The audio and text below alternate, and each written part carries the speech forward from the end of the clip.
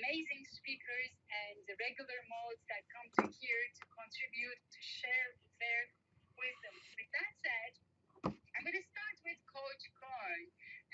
He always brings his systems into the picture. Also, he has these sometimes five, sometimes three things that we can follow through. Good morning, Coach Korn. How are you? And what do you think about this topic? Good morning. Well, yeah, I actually will add a slightly different spin than probably what we're used to hearing on goals. And because all I can do is really relate how I dealt with it and how I've used it and how it's worked for me. And I say that because a lot of times in the coaching world, it's write down your goals, put sticky notes around everywhere in the house. And those are all perfect ways for a lot of people who really need to be reminded of their goals. Honestly, I'll just tell you how I dealt with goals. And the first time I really saw the results of setting goals and then getting the results was when I first got into real estate. Um, Gary Keller had talked about setting big goals, and Michelle just mentioned BHAGs, big, hairy, audacious goals.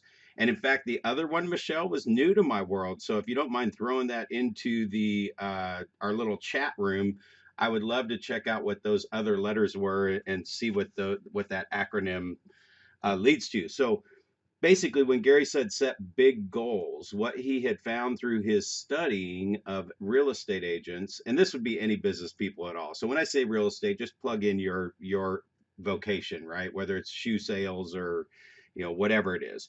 And he said those when you set big goals, it carries you through all the smaller goals faster because you're watching for a big goal. And what I realized is that, a lot of times coming out of a corporate type setting where we set goals and we get rewarded or bonused or we feel really good when we hit our goals, people tend to lighten those goals up.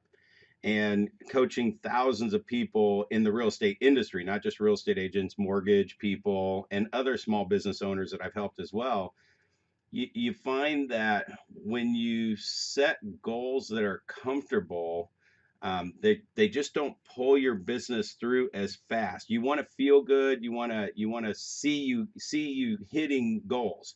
Well, I've talked about this before, step one, step two, step three, and I'll talk about it in a minute, but let me take you through the example that I went through. So I was in real estate for 3 years, had the crappiest results ever. I think I sold my first house 1 year after I got into real estate.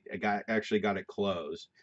And in real estate, you think whenever you're selling your house and you see these monster commission checks that you're paying the commission to sell your house. I thought I was going to make $10,000 every time I sold a house. Well, that industry, there's a lot of people, and it's a real business that gets, I mean, just chopped away right before your eyes. And next thing you know, you're left with like 2 grand out of $10,000. So it's an expensive business. Well, I made $10,000 if you add up my whole first 3 years. I made $10,000. I had to work two jobs to get my real estate habit in place. So what I did when I moved back to Kansas City, I was in a different market then. I was in Minnesota. When I moved back to Kansas City, I thought, all right, I'm going to try this one more time and let me put some purpose behind it and not just kind of wing it. Let me go learn from the best. And I saw this set big goals. So I just looked around Kansas City. Now, mind you, this is 3 years in. I have no idea what the heck I'm doing. I haven't made any money. I've had to have two jobs just to support my real estate habit. And I look around, and the top agent at that time is selling $40 million worth of real estate. So I set my goal at 40 million, coming from selling nothing for my first 3 years.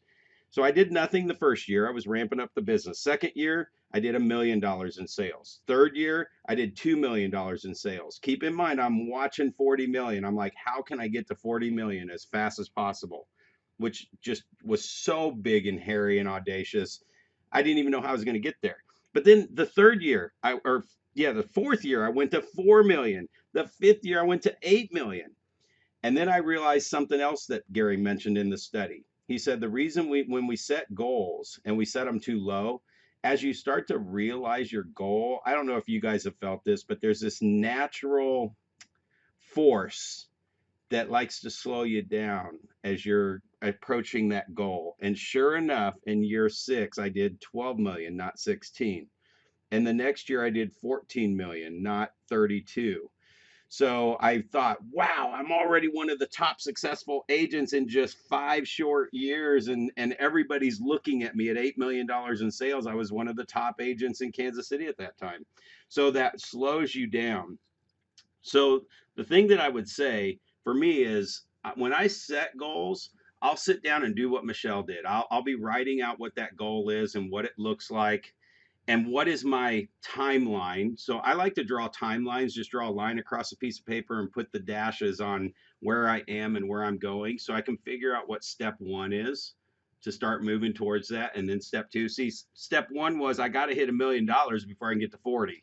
Step two is I got to get to 2 million before I can get to 40. I got to get to 4. So those were my steps. And I'll write those out. And then I just visualize the end result so clearly that this is just me. I can get such a clear picture. Like I take myself into the future and I visualize as if I'm there and I paint the picture as if it's real right now. And I know what it looks like. And that carries me through a lot of extra stuff. So my suggestion here would be to create a timeline. And I use, Yulise said, I'm a systems freak. Once I create that timeline, I just create a campaign or an action plan, which is a series of events that this will happen on day 7, this will happen on day 14, this will happen on day 24, this will happen on day 32. And I just I create this campaign and I turn it on and go. So let me give you this, and I know I'm kind of rambling a little bit, but I want to give you one real simple example that can hopefully visualize how I set goals. One of my goals, and I just shared this weekend at a conference with some of the top agents in the industry, and it was my plan for being consistent on social media.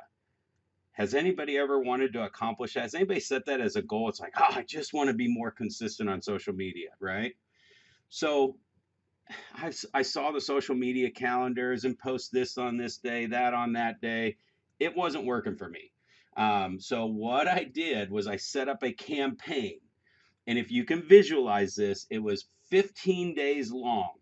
So I would set up a campaign in my database that said 0 days from when I start this plan, I want to send myself an email that says social media reminder, go to these 3 sites. And it would be an automated email that I would send back to myself.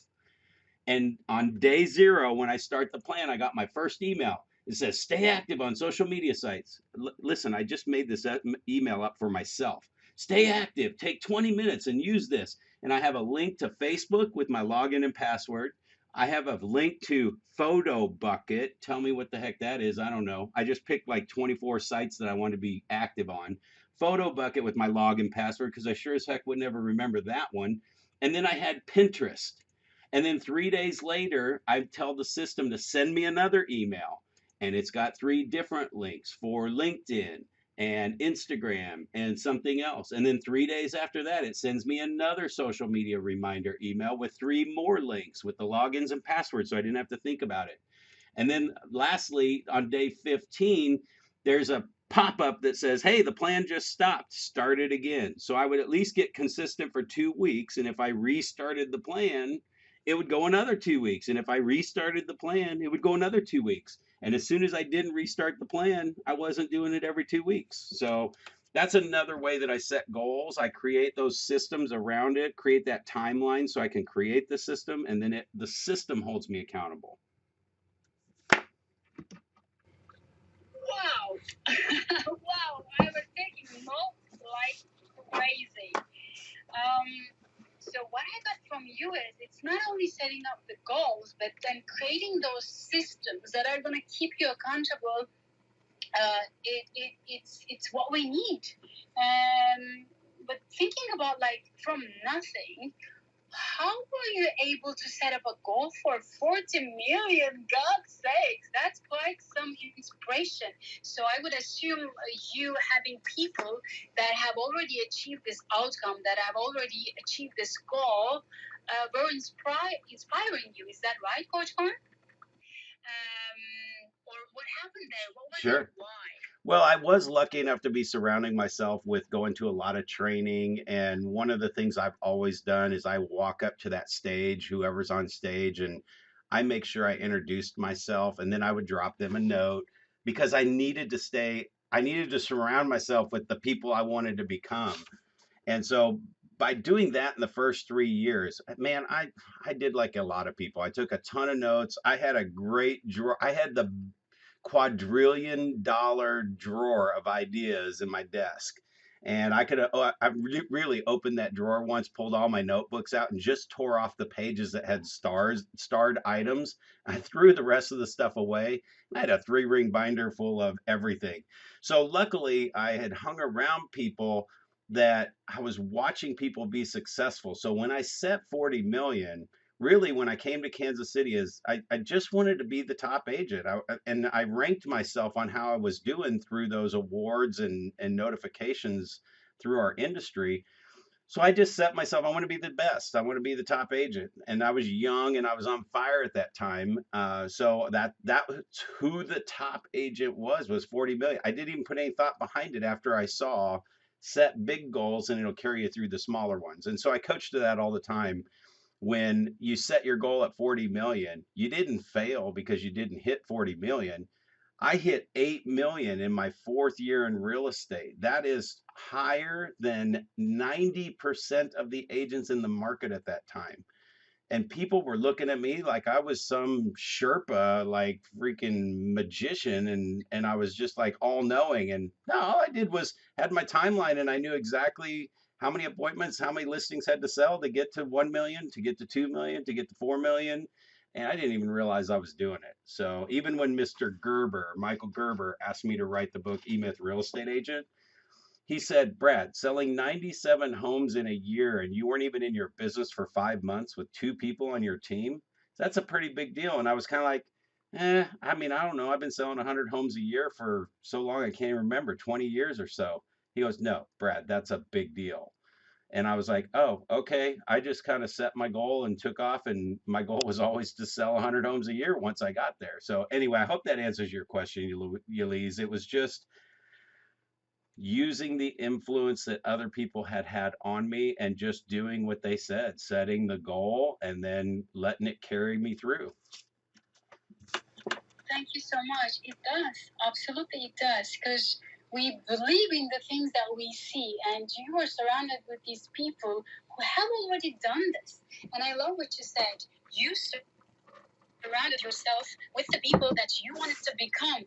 I think that's the key because these people hold high standards for us at times that we don't want to follow through with the systems that we have built or with the goals that we have set. When we have people that keep us accountable, just like the people here in this room, we keep on going. And I love what you said. Another thing that you shared, you like when you did hit like 8 million, you never felt like you have failed because you just put that number 40 million, but 8 million, oh my God, it's by itself is a success. So celebrating those successes on the way is another motivation for us to keep on going with our goals. Thank you so much for sharing your life and business wisdom. We have lots of things to learn from you, and we have also a beautiful set of moderators